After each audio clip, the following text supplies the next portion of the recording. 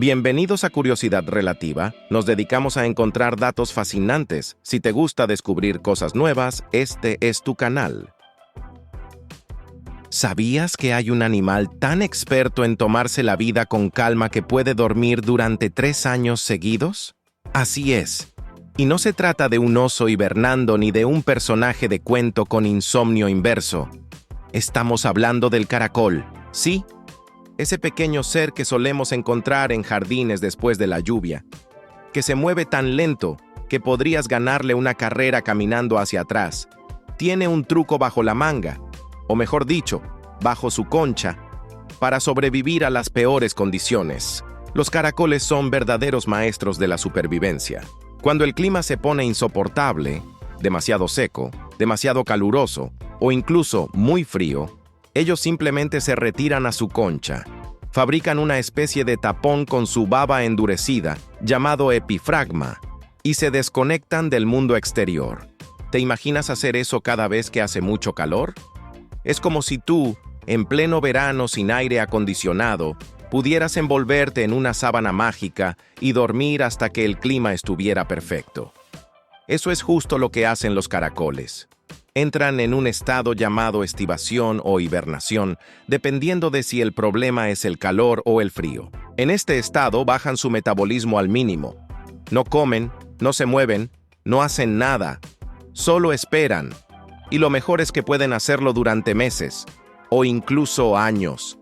Hay casos documentados donde caracoles han permanecido en letargo durante 3 años hasta que las condiciones mejoraron. Pero no todo en la vida del caracol es dormir eternamente. Cuando las condiciones son favorables, su rutina también incluye descansos más cortos. Por ejemplo, algunas especies de caracoles tienen ciclos de actividad y descanso bastante curiosos. Pueden estar despiertos durante 30 horas y luego dormir durante una semana. ¡Una semana entera de siesta! ¿Te imaginas si los humanos tuviéramos ese horario?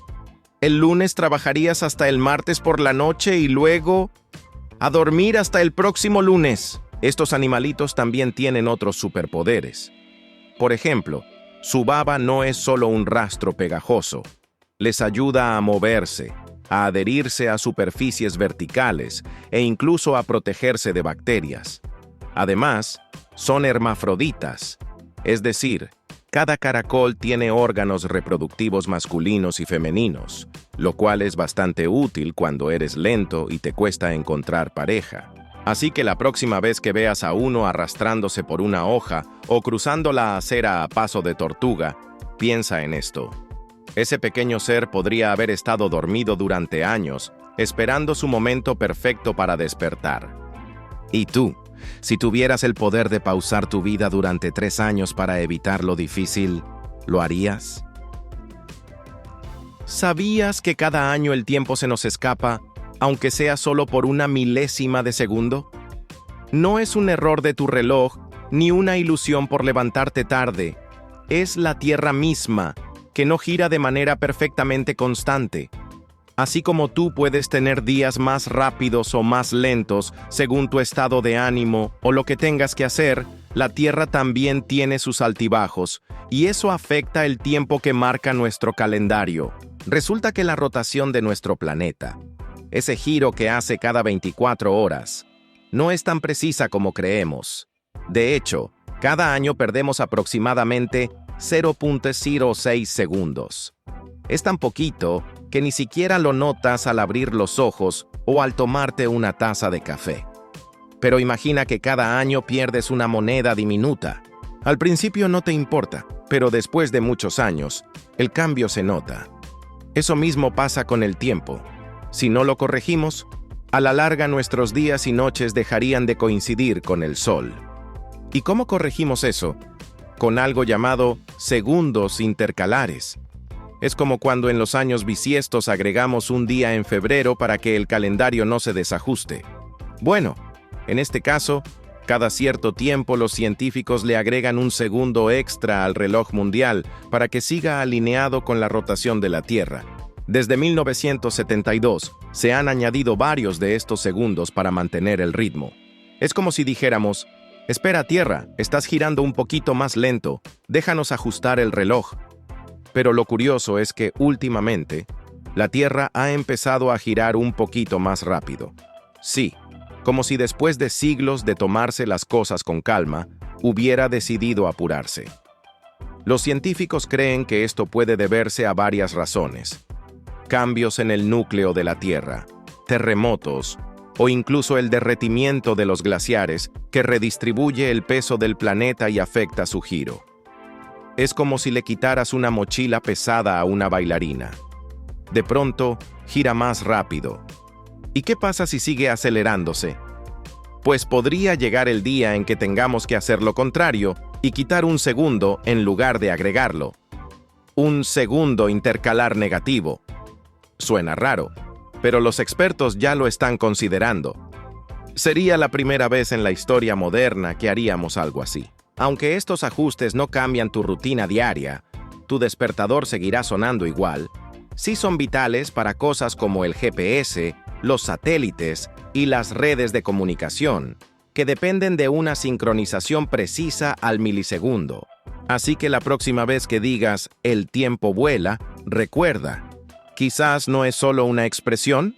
Si nuestro planeta sigue acelerando, ¿te imaginas que algún día tengamos que reorganizar por completo cómo medimos el tiempo? ¿Sabías que ya existen órganos humanos impresos en 3D que están siendo implantados de forma experimental? Así es. No estamos hablando de un capítulo de ciencia ficción ni de una escena de una película futurista. Esto está ocurriendo ahora mismo en laboratorios reales con científicos que utilizan impresoras para crear partes del cuerpo humano, como si estuvieran imprimiendo una receta. Imagina que tienes una impresora de tinta, pero en vez de tinta, usa células vivas. Así funciona la bioimpresión 3D. En lugar de imprimir hojas, esta impresora va construyendo capa por capa tejidos vivos, utilizando algo llamado biotinta. Esta biotinta se compone de células humanas mezcladas con una especie de gel especial, como un colágeno espeso, que permite que las estructuras mantengan su forma. Es como hacer una gelatina, pero con instrucciones precisas que le dicen a cada célula dónde ir y cómo funcionar. Ya se han creado tejidos como piel humana, cartílago, vasos sanguíneos y hasta mini órganos, como pequeños hígados y riñones. Aunque todavía no se han hecho trasplantes masivos a humanos, ya se están realizando pruebas experimentales en animales, y los resultados son muy prometedores. Por ejemplo, un grupo de científicos logró implantar un pequeño trozo de tejido hepático en un ratón, y este órgano miniatura fue capaz de filtrar toxinas, justo como lo haría un hígado real. ¿Y por qué es esto tan revolucionario? Porque el gran problema con los trasplantes hoy en día es la falta de órganos disponibles. Hay miles de personas en listas de espera esperando un corazón, un riñón o un pulmón. Pero con la impresión 3D, se podrían fabricar órganos a la medida, usando las propias células del paciente. Esto evitaría el rechazo del cuerpo y reduciría el tiempo de espera. Sería como encargar un traje hecho a la medida, pero en lugar de tela, se usarían tus células. Además, se están imprimiendo pieles para tratar quemaduras severas. Imagínate a alguien que sufre un accidente y pierde gran parte de su piel. En lugar de injertos dolorosos, podría recibir una nueva piel creada en laboratorio, impresa especialmente para él. Y no solo eso, también se están desarrollando estructuras para regenerar huesos o cartílago para personas con lesiones deportivas o problemas articulares. Ahora, aún no estamos listos para imprimir un corazón completo y trasplantarlo, pero los científicos creen que esto será posible en la próxima década. Si eso se logra, podría cambiar para siempre la forma en la que entendemos la medicina, la cirugía y la esperanza de vida humana. Así que, viendo hasta dónde hemos llegado con una impresora y unas cuantas células, ¿te imaginas un futuro donde puedas ordenar un órgano nuevo como si pidieras comida a domicilio? ¿Sabías que ya existen prótesis biónicas que puedes controlar solo con el poder de tu mente? Esto puede sonar como algo sacado de una película de ciencia ficción, pero hoy en día Gracias a los avances en neurociencia y tecnología, los límites de lo que es posible están cambiando rápidamente. Imagina que has perdido una pierna o una mano y te colocan una prótesis que no solo parece real, sino que puedes controlar con el pensamiento, tal como lo harías con tu propio brazo o pierna. Parece increíble, ¿verdad? Pero es una realidad que está tomando forma gracias a las prótesis biónicas. Estas no son las viejas prótesis de metal que te dificultaban caminar o agarrar cosas. Ahora, estas nuevas prótesis se conectan a tu sistema nervioso y responden a las señales que tu cerebro envía, como si fueran parte de tu cuerpo. El funcionamiento básico de estas prótesis biónicas está basado en algo que se llama interfaces cerebro-máquina. Estas interfaces permiten que los impulsos eléctricos que genera tu cerebro se conecten a la prótesis, como si estuvieras dando una orden de forma natural. Por ejemplo, si piensas en mover tu brazo, los electrodos en tu cerebro envían señales a la prótesis, y ésta se mueve de acuerdo con esa señal.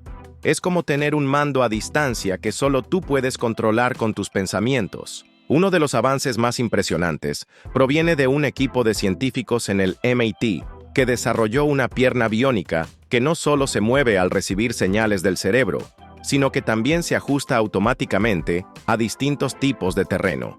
Ya no necesitas pensar en si vas a subir una escalera o caminar por el pasto. La pierna lo hace por ti, adaptándose al entorno de forma fluida. Y no solo eso, estas prótesis pueden detectar las señales cerebrales de una manera tan precisa que la persona que las usa siente que su prótesis es como una extensión de su propio cuerpo. En Italia, otro equipo de investigación ha logrado crear una mano protésica que utiliza imanes especiales en el brazo para captar las intenciones del usuario.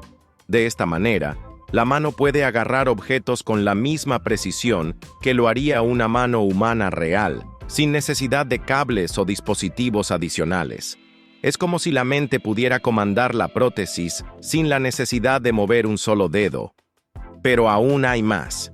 Se están desarrollando prótesis con sensores que pueden captar las ondas cerebrales directamente. Estas prótesis pueden descifrar las señales del cerebro, permitiendo que el usuario haga movimientos con solo pensarlos. Es como tener un superpoder, donde tu cerebro se convierte en el control remoto de tu propio cuerpo, dándote una nueva forma de vivir con autonomía. Con estos avances, las personas que han sufrido amputaciones tienen la oportunidad de recuperar funciones que antes parecían imposibles de obtener. Y si ya logramos esto, ¿te imaginas qué tan lejos podremos llegar en el futuro? Quizás en unos años, las prótesis biónicas no solo se controlen por el pensamiento, sino que también ofrezcan capacidades aún más impresionantes, como fuerza sobrehumana o habilidades que hoy solo existen en los cómics. ¿Quién sabe? ¿Sabías que los antiguos romanos y griegos usaban plomo en sus vajillas y utensilios de cocina? Aunque hoy en día sabemos que el plomo es un veneno peligroso, en la antigüedad este metal estaba presente en muchas facetas de la vida cotidiana. Y nadie sabía lo que eso significaba para su salud. En Roma y Grecia, el plomo era considerado un material muy útil. Se utilizaba para fabricar una gran variedad de objetos, desde platos y tazas hasta tuberías de agua. Sí, tal como lo escuchas, las tuberías de agua de los romanos estaban hechas de plomo. Esto parecía una solución ingeniosa en su tiempo, pues era duradero, maleable y fácil de usar. Sin embargo, las consecuencias fueron desastrosas. Con el tiempo, los romanos comenzaron a sufrir intoxicaciones masivas sin saberlo. La intoxicación por plomo, también conocida como saturnismo, ocurre cuando el plomo se acumula en el cuerpo y causa graves daños a los órganos, sobre todo al cerebro, los riñones y el sistema nervioso. Pero, ¿cómo llegaba el plomo al cuerpo de los romanos? Primero, las vajillas de plomo liberaban pequeñas cantidades de este metal cuando se usaban para cocinar o almacenar alimentos. Además, el agua que fluía a través de las tuberías de plomo también contenía partículas de plomo que entraban al organismo de las personas sin que se dieran cuenta. Lo más impactante es que los efectos del envenenamiento por plomo eran devastadores. Los síntomas incluían dolores abdominales, fatiga extrema, pérdida de memoria e incluso trastornos mentales graves. Los aristócratas romanos, que usaban estos utensilios de plomo en su vida diaria, estaban especialmente expuestos. De hecho, muchos historiadores creen que el envenenamiento por plomo pudo haber afectado a los líderes romanos y contribuido a la decadencia del imperio, ya que la salud mental y física de los gobernantes y personas influyentes estaba comprometida. Aunque los romanos no sabían que el plomo era la causa de sus problemas de salud, los síntomas de intoxicación eran evidentes. Sin embargo, en ese entonces no se entendía la relación entre el plomo y los daños que causaba. No fue hasta mucho después, cuando la ciencia avanzó, que se descubrió el peligro real del plomo. Hoy en día, el plomo ya no se utiliza en la mayoría de los productos cotidianos, gracias a los avances científicos y la conciencia sobre los riesgos que representa. Las regulaciones estrictas han logrado reducir el uso de plomo en pinturas, tuberías y otros objetos. Pero si los antiguos romanos no se dieron cuenta del daño que causaba el plomo, ¿qué otros materiales que usamos ahora podrían estar ocultando riesgos para nuestra salud en el futuro? ¿Sabías que tus huesos son 5 veces más fuertes que el acero del mismo volumen? Esto puede sonar sorprendente, pero es totalmente cierto. Aunque el acero es conocido por su gran resistencia, en realidad, los huesos humanos, al compararlos por peso, son mucho más fuertes. Imagina que tu pierna, por ejemplo, tiene la misma resistencia que una barra de acero, pero con la ventaja de que es mucho más ligera. Eso es lo que hace a nuestros huesos tan especiales. Lo fascinante es que los huesos no son simplemente piezas rígidas de material. En realidad, son una combinación compleja de minerales, colágeno y agua.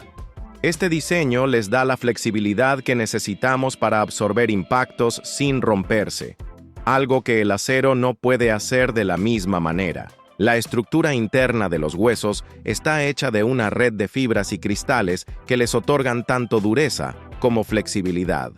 Esta mezcla de materiales permite que los huesos sean fuertes y livianos al mismo tiempo, algo que sería imposible de lograr con otros materiales.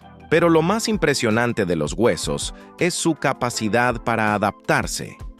Si realizas actividades como levantar pesas o correr, tus huesos responden a estas cargas aumentando su densidad y fortaleza en las áreas que más lo necesitan. Por ejemplo, si eres un corredor frecuente, las áreas de tus piernas soportarán más peso, por lo que tus huesos se fortalecerán en esas zonas. Es un proceso llamado remodelación ósea y significa que tus huesos no son estáticos. Se ajustan y mejoran dependiendo de las fuerzas que experimentan. Es como si tu cuerpo tuviera una capacidad para mejorar continuamente sus materiales de construcción, de acuerdo con lo que necesita.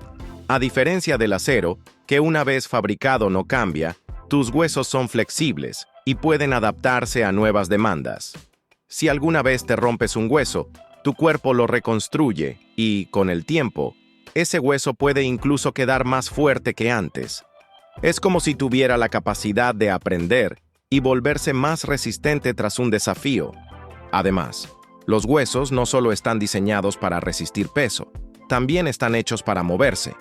Los músculos, los tendones y las articulaciones trabajan juntos para que podamos caminar, correr y hacer todo tipo de movimientos sin dañar nuestros huesos. Claro, si no cuidamos nuestros huesos, como con una dieta baja en calcio o una vida sedentaria, su densidad puede disminuir, lo que los hace más frágiles.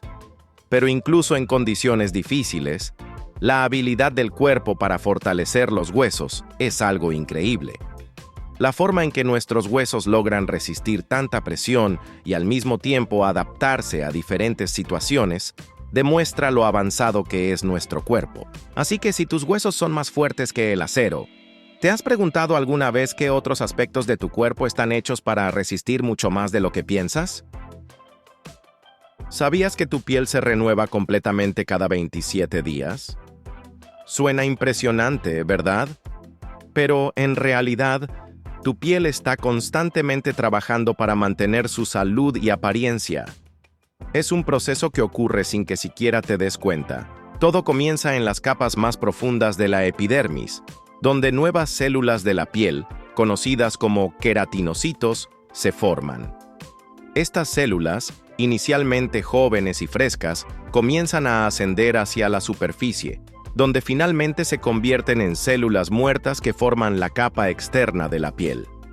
Este proceso no es algo que ocurra de un día para otro. Se lleva a cabo a lo largo de 27 días aproximadamente, tiempo en el que la piel está constantemente renovándose y regenerándose.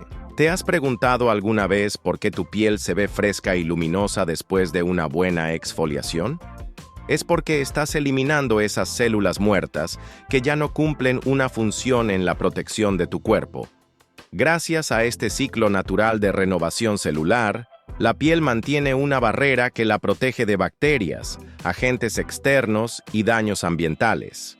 Es como si tu piel tuviera un sistema de limpieza interno que siempre está trabajando para mantenerte bien protegido. Con el tiempo, a medida que envejecemos, este ciclo de renovación se ralentiza un poco. En los niños y adolescentes, las células se renuevan más rápido en solo 14 a 21 días. Sin embargo, para los adultos de mediana edad, ese proceso puede alargarse hasta 45 días. Este enfriamiento del ciclo es una de las razones por las que la piel de los adultos puede lucir menos radiante y más propensa a arrugas o manchas.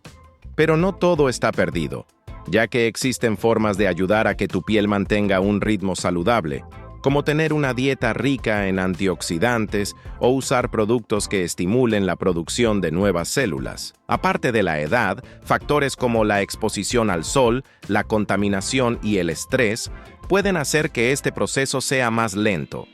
Por ejemplo, la exposición constante a los rayos UV puede dañar las células de la piel, interrumpiendo la renovación y aumentando el riesgo de envejecimiento prematuro. Es por eso que la protección solar no es solo para evitar quemaduras, sino también para mantener tu piel joven y saludable. Un paso sencillo como usar protector solar cada día puede ayudar a mantener el ciclo de renovación de la piel en su mejor forma. Otra cosa interesante es cómo una buena exfoliación puede acelerar el proceso de eliminación de células muertas, lo que da como resultado una piel más suave y brillante.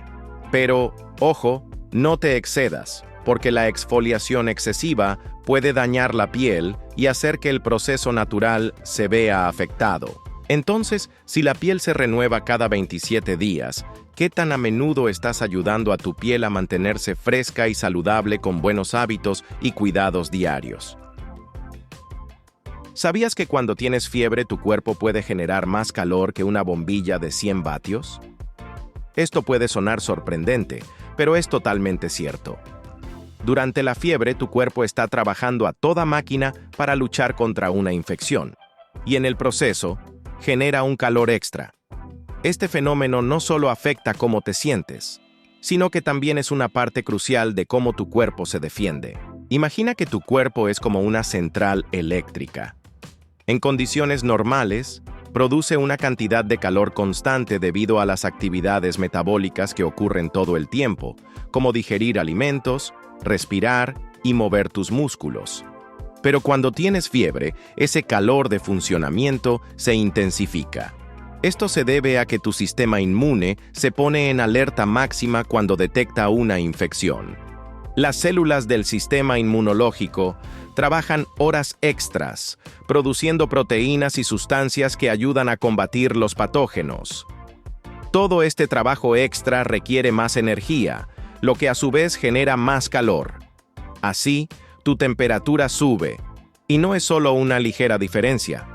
En algunos casos, tu cuerpo puede estar generando calor más rápido que una bombilla común de 100 vatios. Este aumento de calor es una de las razones por las que las personas con fiebre suelen sentirse acaloradas, sudorosas e incómodas. El cuerpo está haciendo todo lo posible para eliminar los patógenos, pero esa producción extra de calor también puede ser un desafío para ti. Es como si tu cuerpo estuviera sobrecargado con una actividad extra sin parar, y aunque es necesario, a veces puede resultar un poco abrumador. Para ponerlo en perspectiva, normalmente tu cuerpo produce alrededor de 100 vatios de calor de manera constante solo para mantenerse en funcionamiento. Sin embargo, durante una fiebre, esa producción puede aumentar significativamente. Si tienes una fiebre de 39 grados Celsius o más, tu cuerpo podría estar generando hasta 167 vatios de calor en una hora. Es decir, más de 1,5 veces la potencia de una bombilla de 100 vatios. Esto es comparable a tener una pequeña central energética personal funcionando dentro de ti. Pero, ¿cómo maneja tu cuerpo todo este calor adicional? Tu piel juega un papel importante. Cuando tu cuerpo se calienta demasiado, comienza a sudar, y al evaporarse el sudor, tu temperatura comienza a bajar. Además, tu circulación sanguínea aumenta para intentar regular ese exceso de calor. Sin embargo, si la fiebre persiste o se eleva demasiado, puede ser un signo de que el cuerpo necesita ayuda externa, por lo que es importante no ignorar temperaturas muy altas. Entonces, si tu cuerpo puede generar más calor que una bombilla de 100 vatios durante una fiebre, ¿te has preguntado alguna vez cómo regula otros procesos vitales, como tu temperatura corporal, para mantener un equilibrio perfecto en tu día a día? ¿Sabías que algunos científicos creen que los agujeros negros podrían estar conectados por túneles invisibles, llamados agujeros de gusano? Así como suena, una especie de atajo en el tejido del universo que podría, en teoría, llevarte de un punto a otro del cosmos más rápido de lo que la luz puede viajar. Es como si el universo tuviera pasadizos secretos, y nosotros apenas estuviéramos empezando a sospechar que existen. Un agujero negro es una región del espacio donde la gravedad es tan intensa que nada, ni siquiera la luz, puede escapar. Ahora imagina que 2 de estos agujeros negros no solo existen por separado, sino que están conectados por un túnel misterioso. Ese túnel es lo que los físicos llaman un agujero de gusano. La idea fue propuesta por Albert Einstein y Nathan Rosen en 1935, por eso también se les llama puentes de Einstein-Rosen. Para visualizarlo fácilmente, imagina una hoja de papel con 2 puntos en ella. Si doblas la hoja y haces un agujero que conecte ambos puntos, ya no tendrías que viajar por toda la hoja, simplemente atravesarías ese túnel.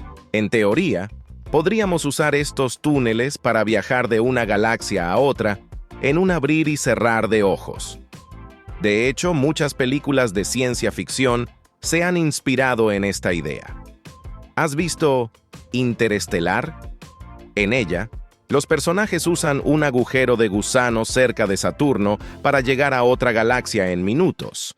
Es una de esas ideas tan increíbles que parecen imposibles, pero que tienen respaldo matemático dentro de la teoría de la relatividad general. Pero hay un gran pero. Nadie ha visto un agujero de gusano.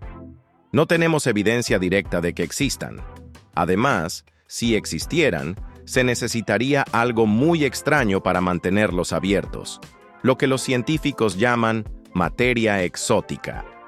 Esta materia tendría propiedades que desafían todo lo que conocemos, como tener energía negativa. Sí, negativa. Es como si necesitaras algo más raro que la ficción para hacer funcionar la ficción. Otro detalle curioso es que recientemente algunos físicos han empezado a proponer que 2 agujeros negros entrelazados cuánticamente, es decir, conectados por las extrañas reglas del mundo cuántico, podrían estar unidos por un agujero de gusano. Esta idea, conocida como EREPR, sugiere que el universo tiene conexiones más profundas de las que jamás imaginamos, donde la gravedad y la mecánica cuántica se entrelazan de formas que aún no entendemos. Por ahora, los agujeros de gusano siguen siendo una hipótesis. Nadie ha viajado por uno, y probablemente no lo haremos pronto. Pero nos dejan soñando, porque si fueran reales, ¿podríamos un día usarlos no solo para viajar por el espacio, sino también por el tiempo? ¿Te atreverías a cruzar uno sin saber a dónde te llevaría? ¿Sabías que esas luces mágicas que bailan en el cielo del norte, llamadas auroras boreales, en realidad son el resultado de un verdadero combate cósmico entre partículas del Sol y el campo magnético de la Tierra? No es solo un espectáculo bonito, es ciencia en su estado más electrizante y sucede justo sobre nuestras cabezas. Todo comienza con el Sol. Sí, ese mismo que nos da calor y hace que las plantas crezcan, también tiene un lado algo más explosivo. De vez en cuando, el Sol lanza enormes cantidades de partículas cargadas al espacio, en lo que se conoce como viento solar. Estas partículas viajan a velocidades increíbles, cruzando millones de kilómetros hasta llegar a la Tierra. Pero no te preocupes, no nos golpean de lleno porque tenemos un escudo invisible: el campo magnético terrestre. Este campo magnético actúa como un guardaespaldas gigante, desviando la mayoría de las partículas solares. Pero en los polos, el norte y el sur del planeta, ese escudo tiene puertas más débiles.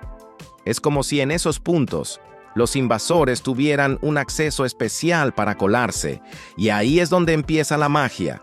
Cuando esas partículas logran entrar en la atmósfera terrestre, chocan con los gases que la componen, principalmente oxígeno y nitrógeno. Estas colisiones generan energía, y esa energía se libera en forma de luz.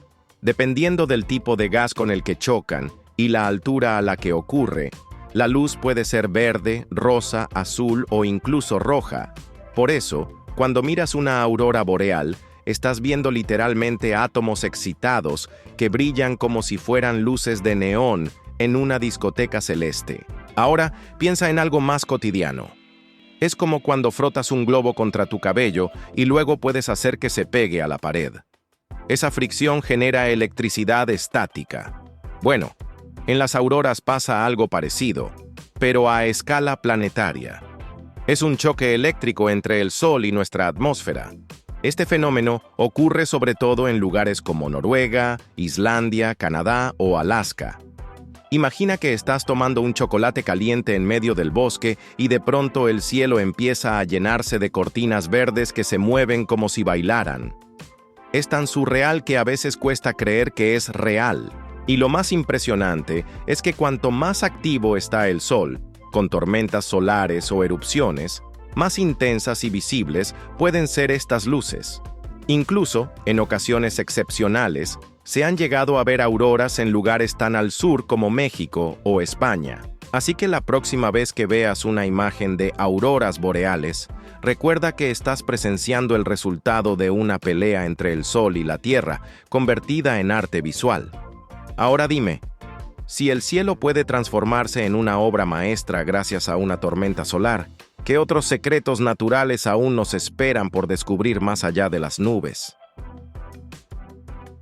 ¿Sabías que, mientras tú lees esto tranquilamente, hay galaxias en el universo devorando a otras más pequeñas, como si se tratara de un banquete estelar? Así es. En el vasto y silencioso espacio, no todo es calma y belleza. También hay batallas cósmicas, y una de las más impresionantes es el canibalismo galáctico. Imagina que estás viendo el cielo nocturno con un telescopio. Entre todas esas estrellas, hay enormes conjuntos de ellas, llamados galaxias, que se mueven lentamente por el universo. Pero a veces, una galaxia grande se encuentra con una más pequeña, y en vez de esquivarla, la absorbe. No con dientes, claro, pero sí con su gravedad. La galaxia más grande empieza a jalar poco a poco las estrellas, los planetas, los cúmulos y hasta el polvo cósmico de la otra, desarmándola y haciéndola parte de su propio cuerpo. Y no creas que esto es solo teoría. Está ocurriendo ahora mismo. Nuestra propia galaxia, la Vía Láctea, está devorando lentamente a una galaxia vecina llamada Sagitario. De hecho, ya se han encontrado rastros de esta galaxia canibalizada, en forma de corrientes de estrellas que orbitan alrededor del centro galáctico, como un collar roto del que cuelgan cuentas. Pero espera, hay más. Este tipo de interacción no siempre termina con la destrucción completa. A veces, cuando dos galaxias de tamaño similar se encuentran, terminan fusionándose. Se abrazan, se deforman y forman una nueva galaxia. más grande y diferente a ambas. Es como si dos gotas de agua se unieran para formar una sola, solo que en lugar de agua, son miles de millones de estrellas. Este proceso, aunque suene violento, es una parte natural de la evolución del universo. Es así como las galaxias crecen, cambian de forma, se enriquecen de material y se reconfiguran. Es un ciclo gigantesco que ocurre en escalas de tiempo que harían que cualquier historia humana parezca un parpadeo, y no creas que es solo cosa de otras galaxias. La Vía Láctea misma tiene su destino escrito. En unos 4.000 millones de años, chocará con Andrómeda, otra galaxia enorme que se nos está acercando lentamente. Cuando eso pase, no será una explosión de estrellas chocando entre sí, porque en realidad hay mucho espacio entre ellas. Pero sí será una danza gravitacional épica que transformará todo lo que conocemos del cielo nocturno. Ahora piensa esto: si una galaxia puede devorar a otra y cambiar su destino por completo, ¿qué otras maravillas o catástrofes pueden estar ocurriendo allá afuera sin que lo sepamos? ¿Hasta qué punto el universo es más salvaje de lo que imaginamos? ¿Sabías que en la Edad Media muchas personas creían que los tomates eran venenosos? Sí, ese jugoso y rojo ingrediente que hoy no puede faltar en una buena pizza o en una hamburguesa era considerado una amenaza mortal. Pero no porque el tomate fuera realmente peligroso, sino por una confusión que mezcla ignorancia, química y platos de lujo. Todo comenzó cuando los europeos conocieron el tomate tras el descubrimiento de América. Esta fruta, sí, es una fruta aunque casi todos la tratamos como verdura, llegó con los conquistadores españoles, pero al verla tan roja, brillante y de una familia de plantas en la que también están especies tóxicas como la belladona, muchos la miraban con desconfianza. Eso debe ser del diablo, pensaban algunos, sobre todo porque venía de tierras desconocidas.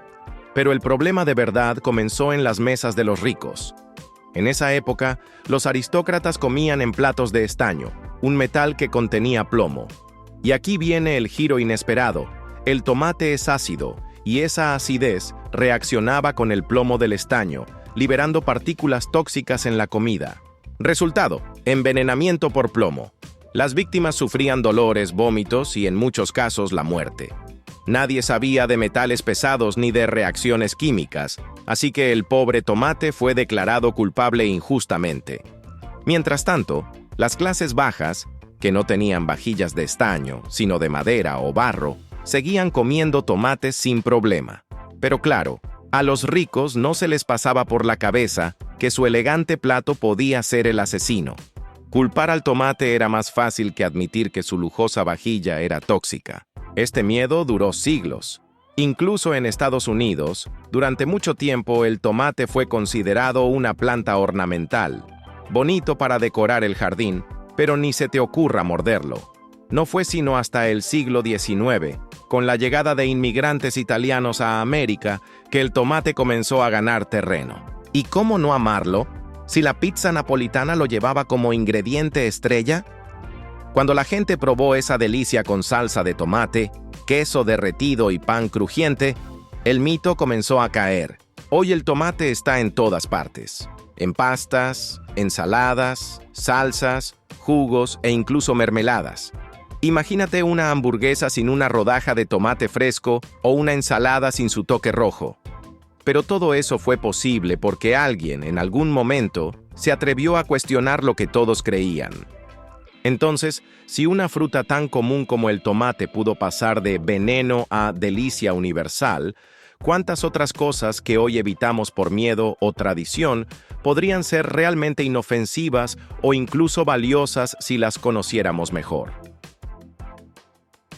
¿Sabías que en ciertos momentos de la historia se permitió que una persona viva se casara con un cadáver siempre y cuando tuviera el permiso del rey? Sí. Aunque suene como el inicio de una película de terror o una leyenda urbana, esta idea tuvo bases legales en Europa. Y aunque muchos creen que ocurrió en Inglaterra, el país donde esto realmente se practicó fue Francia. Aún así, la historia es tan extraña que ha viajado de boca en boca, confundiendo fronteras, coronas y hasta cadáveres. Imagina esta escena. Una joven comprometida con su prometido desde hace meses. Todo estaba listo para el gran día, pero justo antes de la boda, él muere en un accidente. Dolida, destrozada, pero decidida a honrar ese compromiso, ella solicita un matrimonio póstumo. Y no se trata solo de poesía o una ceremonia simbólica, sino de algo legal y reconocido por el Estado. En Francia, esta práctica se aprobó formalmente en 1959, después de una tragedia en la que una mujer pidió casarse con su prometido muerto en una catástrofe. El presidente Charles de Gaulle concedió el permiso y así se volvió legal bajo circunstancias específicas. ¿Y qué tiene que ver esto con Inglaterra? Bueno, la ley inglesa como tal no incluía el matrimonio con personas fallecidas, pero el rey tenía, y en ciertos aspectos aún tiene, la autoridad de aprobar o rechazar bodas reales. De ahí nació la leyenda. Si el monarca daba su consentimiento, ¿podía alguien casarse incluso con un cadáver? Aunque no hay pruebas documentadas de que esto haya pasado en Inglaterra, la idea se volvió tan viral en la historia popular que muchos la dan por cierta. En el fondo, este tipo de matrimonio no era por capricho o gusto macabro. Las razones eran más bien prácticas y sociales. Por ejemplo, si una pareja ya tenía hijos antes del matrimonio, casarse después de la muerte del padre podía legitimar a esos niños, dándoles apellido, derechos y estatus. También era una forma de cerrar emocionalmente una relación o cumplir una promesa. Así que aunque hoy parezca algo sacado de un cuento de horror, en ese entonces tenía un propósito concreto. Claro, hoy en día pensar en casarse con un cadáver puede parecer impensable, pero lo cierto es que nuestras costumbres han cambiado muchísimo. Antes era normal dormir con ropa mojada para curar la fiebre, usar sangre de animales como medicina o hacer duelos durante meses vistiendo de negro. Todo eso nos parece extraño ahora, pero era común. Así que la próxima vez que escuches una ley o costumbre rara, no la descartes tan rápido. ¿Quién sabe? Tal vez en 100 años nuestros descendientes piensen que hacernos selfies en los funerales o mandar emojis de corazones también era algo un poco raro. ¿Y tú? ¿Qué costumbre actual crees que dentro de un siglo se verá tan extraña como casarse con un cadáver? ¿Sabías que durante siglos los cirujanos no usaban guantes ni lavaban las manos antes de operar? Parece increíble, pero esta práctica era común hasta hace apenas unos 150 años. Imagina que te operaran con las mismas manos con las que tocan a otros pacientes y que ni siquiera se lavaran los instrumentos. La muerte por infecciones era algo casi inevitable. La falta de higiene en los hospitales y quirófanos de antaño tenía un impacto devastador. En la Edad Media y en el Renacimiento, los médicos y cirujanos trabajaban en condiciones insalubres sin saber nada sobre gérmenes o bacterias. Incluso, en pleno siglo XIX, cuando la medicina ya estaba avanzada en muchos aspectos, no se entendía la importancia de la limpieza. Los cirujanos operaban con las manos sucias y usaban las mismas batas de sangre de una cirugía a otra, sin nunca detenerse a pensar que esa falta de higiene causaba infecciones mortales. Los pacientes, en su mayoría, morían no de la operación en sí, sino por las infecciones que adquirían debido a la falta de esterilización. Pero entonces, ¿cómo comenzó a cambiar todo esto? La respuesta llega con dos nombres fundamentales: Ignaz Semmelweis y Joseph Lister. Semmelweis, un médico húngaro, se dio cuenta de que en el hospital donde trabajaba, las mujeres que daban a luz morían por fiebre puerperal. Lo extraño era que las mujeres atendidas por parteras tenían muchas menos muertes que las atendidas por médicos. Semmelweis observó que los médicos, después de hacer autopsias, no se lavaban las manos antes de asistir a los partos, lo que causaba la transmisión de infecciones.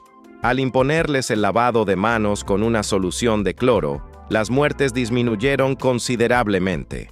Sin embargo, sus colegas no aceptaron su teoría, ya que en esa época no se conocían los gérmenes, y la idea de que algo tan pequeño como una partícula invisible pudiera matar era inimaginable.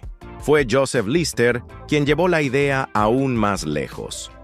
Influenciado por los descubrimientos de Louis Pasteur sobre los gérmenes, Lister entendió que los microbios eran la causa de las infecciones. Comenzó a usar ácido carbólico, fenol, para esterilizar sus instrumentos y limpiar las heridas, reduciendo así drásticamente las infecciones. Gracias a Lister, se comenzó a comprender que la higiene era crucial en la cirugía, y a partir de ahí, los guantes, el lavado de manos y la esterilización de equipos se hicieron imprescindibles. Los guantes quirúrgicos, por ejemplo, no fueron populares hasta que William Halsted, un cirujano de la Universidad Johns Hopkins, introdujo los guantes de goma. Lo hizo inicialmente para proteger a su asistente, que sufría irritaciones en las manos por el uso de productos químicos.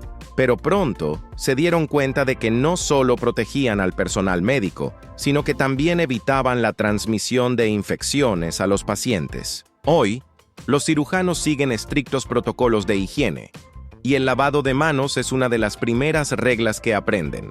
Pero, ¿te has preguntado alguna vez qué otras áreas de la medicina moderna podrían tener secretos oscuros o desactualizados, esperando a ser descubiertos por alguien con las ideas claras? ¿Sabías que durante el siglo XVIII, muchas personas en Europa pensaban que bañarse era peligroso para la salud?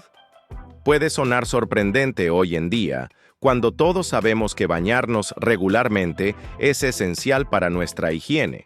Pero en esa época, la gente tenía una visión completamente diferente sobre el agua y la limpieza. En esa época, las ideas sobre la higiene eran bastante raras. Muchos médicos creían que bañarse con agua caliente o incluso con agua fría podía abrir los poros de la piel, lo que permitiría que las enfermedades entraran al cuerpo. En lugar de ayudar, se pensaba que el baño debilitaba las defensas naturales del cuerpo.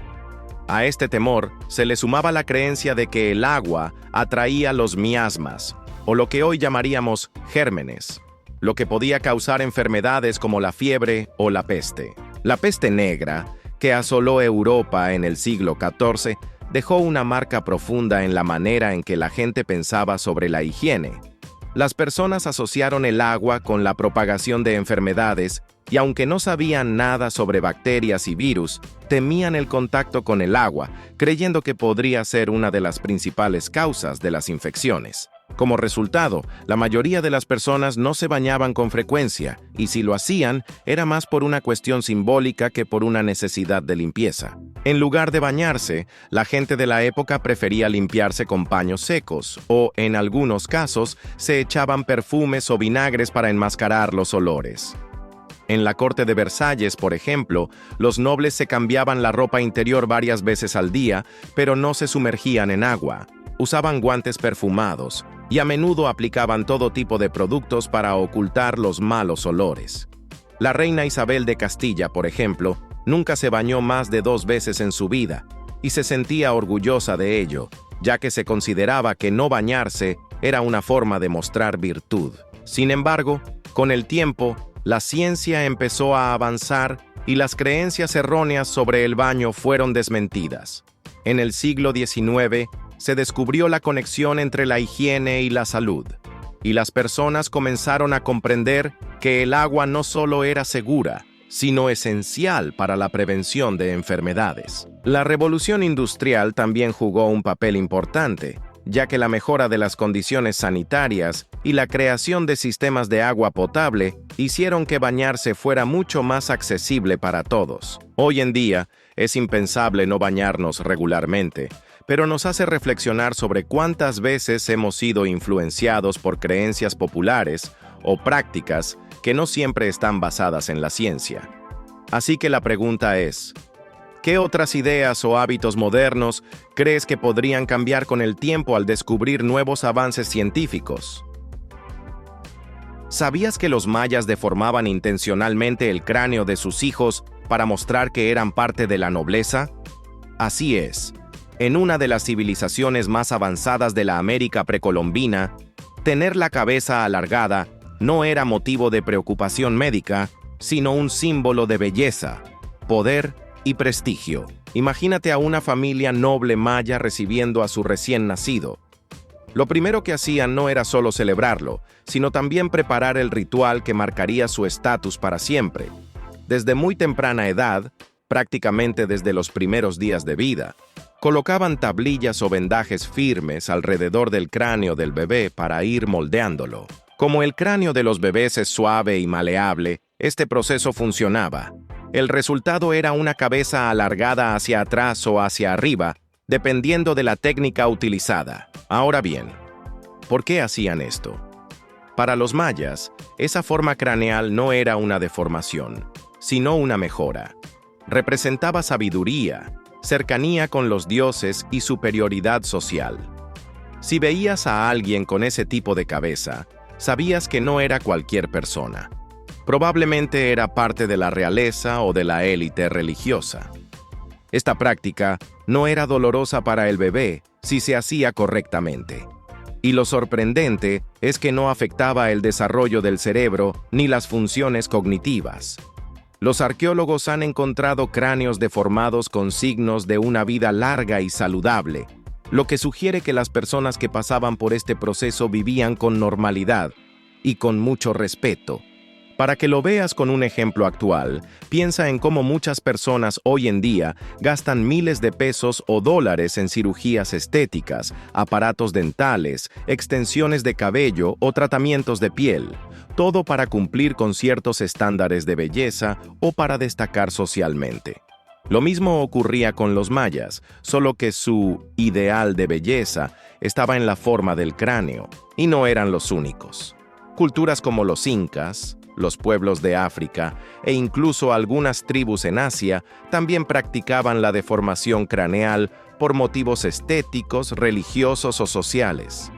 La diferencia es que, para los mayas, esta modificación corporal era tan importante como portar una corona. Era su tarjeta de presentación ante la sociedad. Hoy, si alguien naciera con una cabeza alargada, probablemente lo llevarían al médico. Pero en la cultura maya, eso era una marca de honor. Un detalle físico que gritaba: «Soy especial, soy poderoso, soy parte de los elegidos». Entonces, si en el pasado deformar el cráneo era símbolo de estatus, y hoy tenemos nuestras propias formas de marcar la diferencia social o estética, ¿no crees que algunas modas actuales podrían parecer igual de extrañas para las futuras generaciones? ¿Sabías que los pulpos pueden usar herramientas y resolver acertijos complejos como si fueran pequeños genios submarinos? Así como tú puedes usar una cuchara para comer sopa o abrir una tapa difícil con tus propias manos, un pulpo también puede hacer cosas muy parecidas, pero con sus 8 brazos llenos de ventosas inteligentes. Sí, leíste bien. Estos animales, que parecen sacados de una película de ciencia ficción, no solo son maestros del camuflaje y la escapatoria, también tienen cerebros sorprendentemente desarrollados. Tanto así que algunos científicos los comparan con los perros en cuanto a inteligencia, y en ciertos aspectos, los pulpos podrían superarlos. Uno de los ejemplos más asombrosos fue documentado por biólogos que observaron a pulpos recolectando mitades de cáscaras de coco del fondo del mar. ¿Para qué? No para comerlas, sino para usarlas como escudos o casitas portátiles. Imagina a alguien que recoge 2 mitades de una sombrilla rota y las guarda por si llueve más tarde. Pues lo mismo hace el pulpo. Eso requiere planificación, y no es todo. En laboratorios se han hecho pruebas donde a los pulpos se les presenta un frasco con tapa de rosca que contiene su comida favorita dentro. Lo sorprendente es que, tras observarlo por un momento, comienzan a girar la tapa hasta abrirla. ¿Quién necesita un abrelatas cuando tienes tentáculos tan hábiles? Pero lo más fascinante es que aprenden rápido. Si un pulpo resuelve un acertijo una vez, puede recordarlo y repetir la solución días después. Algunos incluso aprenden observando a otros pulpos. Es como si fueran alumnos tomando nota del compañero más listo. ¿Y sabes qué es todavía más loco? Su cerebro no está centralizado como el nuestro. La mayoría de sus neuronas están distribuidas por los tentáculos. Es decir, Cada brazo puede tomar decisiones casi independientes del cerebro central. Es como si tu mano izquierda pudiera pensar por sí sola y decidir sacar una galleta del tarro sin que tú se lo ordenes. Esta inteligencia ha dejado a muchos científicos con la boca abierta. Los pulpos son maestros del escape. Han abierto acuarios desde dentro, se han deslizado por tubos, se han metido en botes cerrados y hasta han sido pillados saliendo a hurtadillas para cazar mariscos en acuarios vecinos y regresar sin que nadie lo note. Y ahora viene lo más interesante. Si un animal sin huesos, sin esqueleto, que vive bajo el agua y que vive apenas un par de años puede desarrollar tal nivel de inteligencia, ¿qué otras criaturas del océano estarán pensando o resolviendo problemas mientras simplemente creemos que nadan sin rumbo? ¿Sabías que hay hormigas que cultivan hongos como si fueran auténticos granjeros? No es ciencia ficción ni parte de una caricatura. En lo más profundo de la Tierra, estas pequeñas criaturas están llevando a cabo una labor agrícola tan compleja y organizada que podría dejar en ridículo al mismísimo granjero Pedro con su azadón. Las protagonistas de esta historia son las hormigas cortadoras de hojas, especialmente las del género Atta. Estas hormigas no comen las hojas que cortan y cargan sobre sus espaldas como si fueran campeonas olímpicas de levantamiento de peso. En lugar de eso, las usan como materia prima para alimentar a su verdadero sustento, un hongo. Sí, como si fueran chefs de alta cocina, preparan una especie de composta gourmet con hojas trituradas y saliva para que el hongo crezca feliz y saludable. ¿Y por qué tanto esfuerzo? Porque ese hongo es su comida principal. Estas hormigas no se andan con rodeos, crían su propio alimento, lo cosechan, lo cuidan y hasta lo defienden. Si alguna espora o bacteria indeseada amenaza su cultivo, actúan como agricultores expertos, aplicando antibióticos naturales que obtienen de bacterias que viven en su propio cuerpo. Es como si anduvieran con su farmacia portátil para proteger su huerto. Imagina que tú vivieras en una ciudad subterránea donde todos tienen una tarea asignada. Algunos salen a recolectar ingredientes, otros se quedan cuidando las plantas, unos vigilan la entrada del condominio y otros más se dedican a criar y proteger el alimento común. Suena a ciencia ficción, pero es la realidad de estas diminutas pero impresionantes agricultoras. Lo más sorprendente es que esta forma de agricultura no es reciente. Estudios científicos revelan que las hormigas llevan cultivando hongos desde hace unos 60 millones de años. Eso es mucho antes de que a los humanos se nos ocurriera sembrar trigo o maíz. Cuando los dinosaurios ya eran historia, las hormigas ya habían fundado su imperio agrícola bajo tierra. Y no solo cultivan, también evolucionaron con los hongos. Han creado una relación tan estrecha que los hongos que ellas crían ya no pueden vivir sin ellas, ni ellas sin los hongos. Es como un matrimonio simbiótico perfecto. Tú me das alimento, yo te doy casa y protección. Ahora dime, ¿quién necesita un tractor o fertilizantes cuando tienes millones de obreras trabajando al ritmo de la naturaleza? Las hormigas agricultoras nos demuestran que la inteligencia y la organización no dependen del tamaño, sino de la capacidad de adaptarse y colaborar. Así que la próxima vez que veas una fila de hormigas llevando pedazos de hoja, no subestimes su caminata. Puede que estén construyendo el equivalente a una granja subterránea. Y tú, si tuvieras que cultivar tu propia comida en comunidad con otros, ¿podrías ser tan eficiente como una colonia de hormigas? Gracias por ver el video de hoy. Esperamos que te haya gustado, si fue así. No olvides suscribirte y activar la campanita de notificaciones para que YouTube te avise cuando subamos nuevo video.